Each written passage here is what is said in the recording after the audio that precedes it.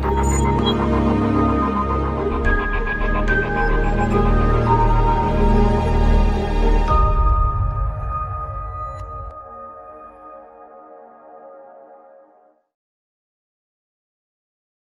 everyone, and welcome back to the next episode of Tilly. Tilly is brought to you by the Lupus Foundation of New England. We are halfway through season 9, and I know that you're going to love today's guest.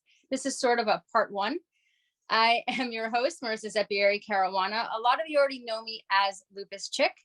So today we are going to be talking about something completely opposite of pharmaceuticals and medications and things that we normally talk about. I am bringing you Gabrielle Juliano-Villani. Hopefully I said that correct. She is the founder of GJV Consulting and Training. She's also a licensed clinical social worker. She has over 15 years of experience, and she has this experience in mental health with a focus on grief, loss, anxiety, and chronic health issues. So I want to thank you so much for being here with us today. Thank you for having me. I am very excited for what we're talking about. Yeah, I think this is going to be a very popular episode. So I can't wait. So for everyone, this is like sort of part 1, and hopefully you can come back next week for part 2. But I would love if you could just share, I know you were sharing a little bit with me before, but let everyone just sort of know your experience and how you got to where you are today. That would be great. Sure. So I am a social worker. I have my bachelor's, my master's, and my license all in social work. I started actually working with victims of domestic violence. And I also was a victim advocate in a police station. But working as a victim advocate, I helped women and survivors of domestic violence, sexual assault, and stalking get civil protection orders and walk them through that process. I also worked in child protective services, where, side note, that's where a lot of my health issues started. And after that, I moved on to doing in-home care management for an insurance company with their Medicare Advantage people. So I did some brief therapy, lots of care coordination and resources with all the elderly and disabled people. And that's where I kind of really found my thing and what I loved doing. I loved working with that population.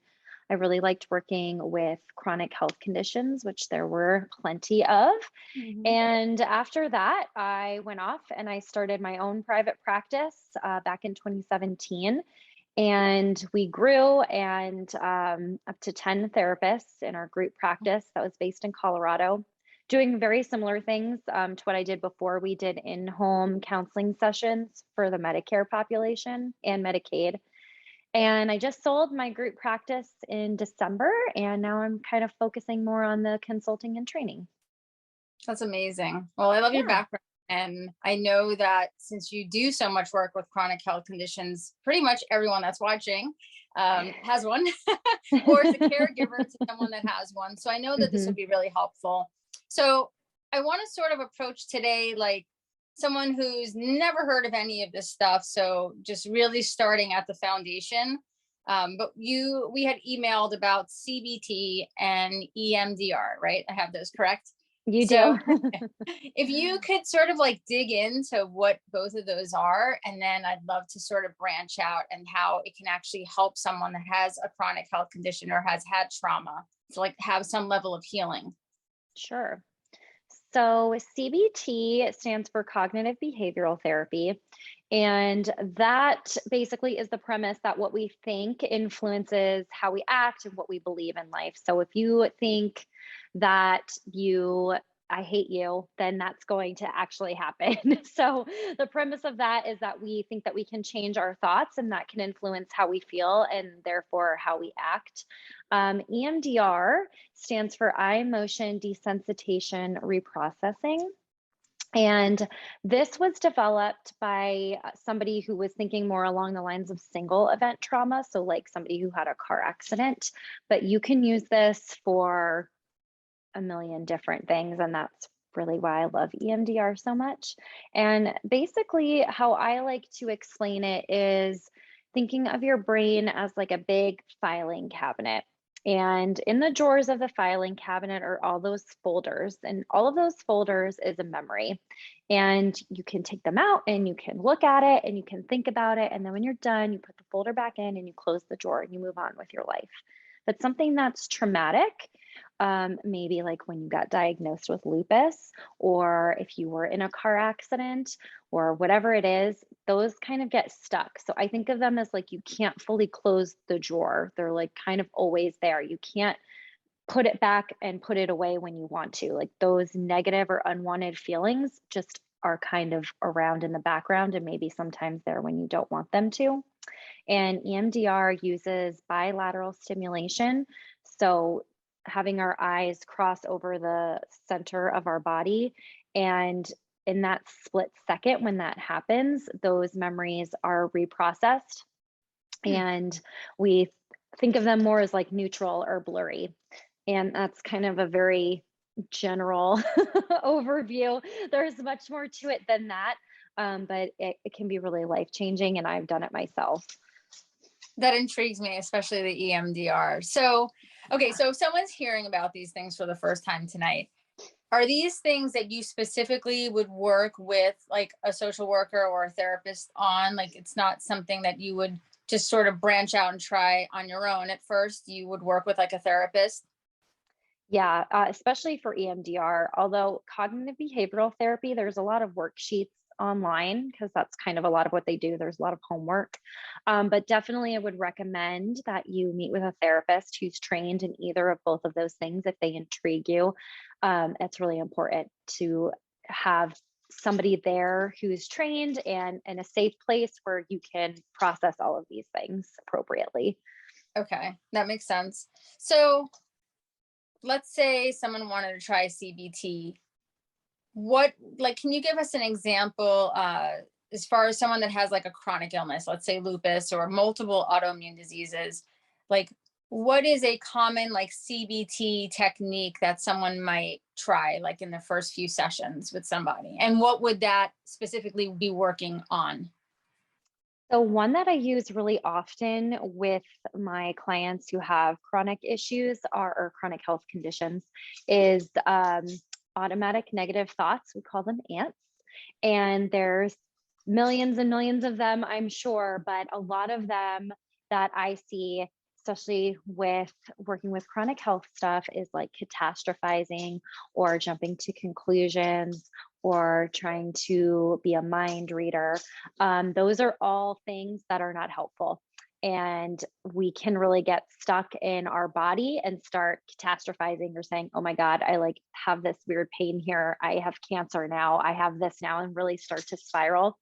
So we like to go through and just identify them and acknowledge them and then see, if we can see if those thoughts are based in reality and fact, or is that just something that our anxiety brain is making up for us.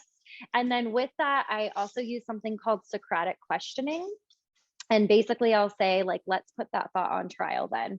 Okay, you have this stomach pain at 3 a.m., and now you're awake and you think that you have cancer. Is that based in reality? Are those facts? Or is that something that your brain is making up? If your mom or your sister or your best friend were sitting right here, what would they say to you about that? So it can just kind of help to get us out again of like that spiral and taking a step back and being like, okay, let me just take a second. Is this a thought that's real, or is this just me being fear-based and, creating this narrative and this negative story? Absolutely. Well, so now I know that I need CBT therapy. And I'm sure a lot of people here are thinking the same thing, because I know that a lot of people struggle. Like we get a lot of, comments, we get a lot of messages of, I think when say you're in a flare or you're just having this really bad season, you're isolated, you're stuck in bed, and then you get like a new weird symptom or something. For a lot of us, we do have sort of, I call it like the rabbit hole. You start kind of spiraling down, right? Yeah. So basically, do I have this correct of like CBT is you're sort of like rewiring like your pathways so that you go down a different path versus what you I guess would just do all the time, like not even thinking about it? Exactly. We're rewiring your brain. We're, changing the way that the tape plays, however you want to think about it. And CBT is one way that we can do that, but that's called neuroplasticity. And so another way that I like to explain it, because I like visual metaphors, because that helps me, is, if you think of like maybe like a big mountain, and if there's like a lot of boulders, right? And maybe, you push the boulder down the same path all the time, it gets kind of rutted out, and that boulder's always going to go down that path. So, but you can make new paths, but it takes more work. You got to push the rock a different way, and it's going to want to go to the old path because that one's worn down and it's easier. But if you keep pushing the rock down this new path, eventually that one becomes the way that it's going to want to go to automatically. So that's how I think about it. No, I think that's an like perfect visual. So I guess, are these things that, well, I have two questions. One, especially for people that are isolated or, in a flare and can't leave the house, like, are these things that someone can work on with either a licensed social worker or a therapist virtually? And also, like, what do you see as like a normal sort of length of time that someone starts making progress? Is this like a 3-month thing, a year? Like, I know it's probably very vague, but just to give people an idea of like, if this is something that they can actually try and, commit to. Yeah, you can absolutely do it virtually. And I also think it's important that, depending on how you're paying for therapy, if your insurance is paying for it or what, but Medicare covers phone calls. And if you're self-paying, you could do a phone call too. So I like to put that out there because I get that sometimes, like, I have chronic migraines. I can't look on the computer. The light triggers me. So you can also do it over the phone. And then of course, there's things like BetterHelp where you can text also if the blue light from the phone doesn't bother you. So first, I just want to say that there's ways around it if you're feeling maybe overwhelmed or like, I can't go to an office to see somebody because maybe you just can't for so many reasons. You're immunocompromised or you physically can't. And maybe virtually also feels overwhelming because, more fatigue and strain on your eyes. So phone calls are a way you can do it too. And you can absolutely do it virtually. And as far as time, it really depends. I sometimes get people who are frustrated because they've been coming for 6 months or a year and they feel like they're not making any changes. Although I see plenty of changes, which I always like to point out. Right. But, I think about it as like, well, if you've been thinking this way for 50 years, it's going to take us some time to undo all of that and make these new pathways.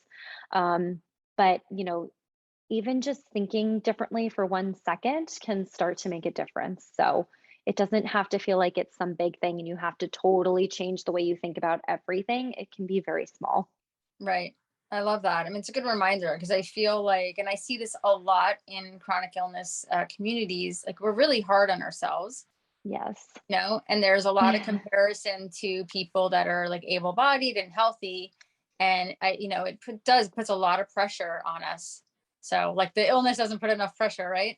Right. So So you have to add that in too.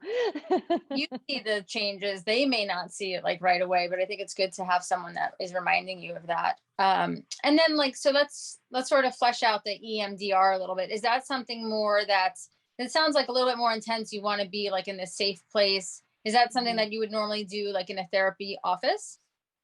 You can do it in person or you can do it virtually. I've been doing it virtually since the pandemic started. A lot of people were doing it virtually before. With the eye movements, again, that can be a trigger for somebody who has seizures or migraines. So, of course, if you have some neurological stuff going on, you need to get clearance from your doctor. But we can also do it with tapping or with sounds. So virtually, there's apps that you can use where you're just following like a dot that goes across the screen, or I can even just do it with my fingers back and forth. But a lot of my clients, when I do EMDR virtually, we just tap. So you're just tapping yourself on your body. Or I could also play music and it would just be bilateral. It would go back and forth. So there's ways to do that virtually too, which is really cool. Yeah, that's amazing. I didn't know that all of those things are available. Huh. Yeah. Yeah, I love that. Like, what do you feel are some of the most common questions that you get from someone that wants to maybe try one of those or both, but has never tried anything like that before? Or what's like the most common like hesitation? I think with EMDR, what I get a lot is people are worried that we are going to jump right in and start reprocessing a traumatic event or a traumatic memory. And EMDR is 8 phases. So one of the phases, we do reprocess that trauma, but we do a ton of groundwork before that to lay the foundation for you to be able to stay in what we call is your window of tolerance, which we're going to talk about more in the next session. But we do lots and lots of things to help you ground yourself, to make sure you have resources to keep yourself emotionally regulated. We are not going to just jump in and be like, okay, start tapping about, when you got hit by a car or whatever it is. So we do a lot of resourcing and a lot of grounding before we jump into those things. And sometimes people don't understand that either. They're like, well, why aren't we talking about my trauma? Because we have to do a lot of stuff first to make sure that you can tolerate the reprocessing. And it's not, in the beginning, it's talk therapy when we're doing that resourcing, but we don't talk a lot about the trauma piece when we're reprocessing. It's mostly what you're doing internally. So sometimes that can be different for people too, because it just looks a little bit different than traditional therapy. Right. Well, it's very interesting. And I think it's good to sort of go through the hesitations or the questions, because if someone doesn't really understand what it is or how it works, they may just write it off immediately. And it could be something that could really help. So I appreciate you sort of like digging into that a little bit more. So, okay. So we went through CBT and EMDR. If there's anything else you'd want to add, otherwise, I would love to give people the opportunity to either follow you or possibly work with you, or if you can tell us a little bit more about the consulting and training that you're doing now and how you're working, if you're working with people and how you are, that would be amazing. Yeah. So one other thing I will add that just came to mind is sometimes with CBT, especially if you've been through trauma, it can feel a little invalidating. So I just want to put that out there, that that's just one tool in the toolbox, because if you've been through trauma, you may know it's like, I can't control what I'm thinking, and all of these thoughts are coming up, and I feel like I'm to blame, and am I responsible? And so that is a common thing that comes up. Sometimes there is a type of trauma-informed CBT, but yeah, usually with CBT, we're thinking more of like solution focused. So just putting that out there, that is, just again, one tool in the toolbox of many, many things that we might pull from to help you if you're struggling with chronic illness. You actually made me think of yeah. we talked about that before. Sorry, before you tell us how to work with you. But we had talked about how trauma and like these triggers can sometimes just have a huge tie-in with chronic illness. Like I was telling you, a lot more people are talking about triggers nowadays and maybe trauma they experienced. However, you had shared like sometimes people don't even consider some of the things that they've been through as traumatic, because maybe they've seen or heard stories of other people that it's so big and wild. It's like, okay, that's trauma. But even something that's not like that can still be considered trauma. So I guess one, how do you even help this person acknowledge or understand that what they went through was traumatic? Or in that groundwork of the CBT, is that something that you sort of flesh out, that they can recognize, oh, you know what I went through really was traumatic, and I never looked at it like that before?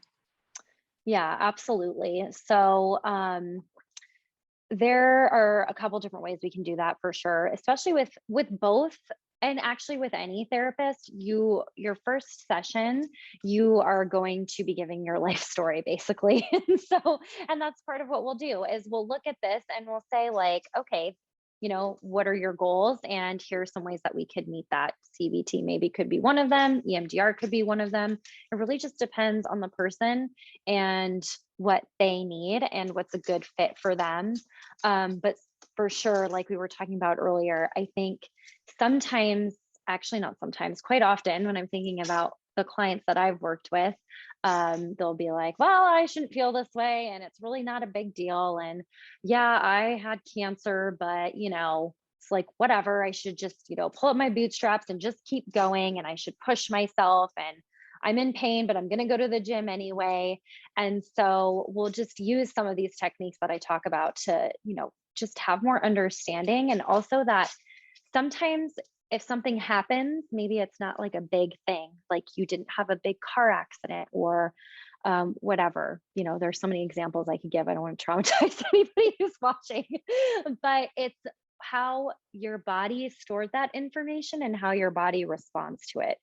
So that's something I'll talk about with polyvagal, but that can be very empowering. Is that why am I feeling the way that I'm feeling? It's like your body is just having a response to what happened. So yeah, maybe you didn't get into a car accident, but there were things that your brain just didn't digest it well. And now it's sitting there and it's still bothering you. And those are really good types of things that we can reprocess with EMDR. Well, all of this was extremely enlightening. I know that, like, for me, it's very intriguing. Definitely something I feel like the more things that we can sort of put in our toolbox to help us get to the next level of healing is just something that we need to, focus on and at least try, right? I'm always willing absolutely to try something. So I'm sure there's a lot of people here that are curious, like, tell us more about the consulting and training, or how someone can work with you, that even if they don't live in the same state that you're in right now, they could possibly work with you. Sure. So there's a couple different ways. I do training mostly for clinicians, other clinicians, on how to work with chronic illness, chronic pain, and grief and loss, and also burnout. But I also do burnout trainings for agencies and communities and caregivers. I also do training for caregivers on chronic illness. So if those are anything that fit into you, or you have more questions about that, or if you are a therapist, or maybe, I talk to people in other healthcare fields too, like PTs, OTs, speech language pathologists. I do consulting with them as well on how to best work with this population. So you can find me on LinkedIn is actually a good way, or Facebook. And my name is exactly how it sounds, Gabrielle Juliano-Villani. And those are the two best ways to contact me. Perfect. I'm going to post those here. It'll be under your name so everyone can see them, and definitely go and check you out. And I love that you do training for caregivers, something that's so needed in our world, because it's also a full-time job, and it can be very overwhelming. So that's amazing. So thank you so much for being here. You're an incredible guest. We're going to have a part 2, so you definitely don't want to miss next week when we do part 2. We're going to be talking about another way that you can sort of work through, trauma, I guess, and chronic illness and healing. And so definitely come and catch us. Thank you for watching this tonight. I am going to post this up, so this will be here. You can come back and listen to it, because she gave so much incredible information. It will be in our video storage area here on Facebook, and it will be up on YouTube. Again, I'm Marisa Zeppieri. Thank you so much for being here with us. Yes. And thank you for having me. It was good to meet you. Yes, absolutely. And she will be back here next Tuesday for part 2. So definitely come and check it out, everyone. Have a great night. Thanks. Bye. Thank you.